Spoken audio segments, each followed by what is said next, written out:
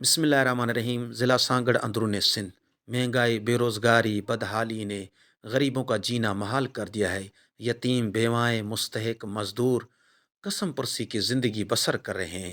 ایسے میں ایسے یتیم بیٹیوں کو، بیواؤں کو خود کفیل بنانے کے لیے سلائی مشین کا ہدیہ دیا جا رہا ہے تاکہ وہ سلائی کڑھائی کر کے اپنی زندگی کا گزر سفر کریں اور خود کفیل ہوں اور کسی کے ہاتھ آگے نہ پھیلائیں اور پریشانی سے نجات پائیں۔ ہم دعا گو ہیں ڈونر حضرات کے لیے جنہوں نے سلائی مشین مستحقین کو ڈونیٹ کی ہے۔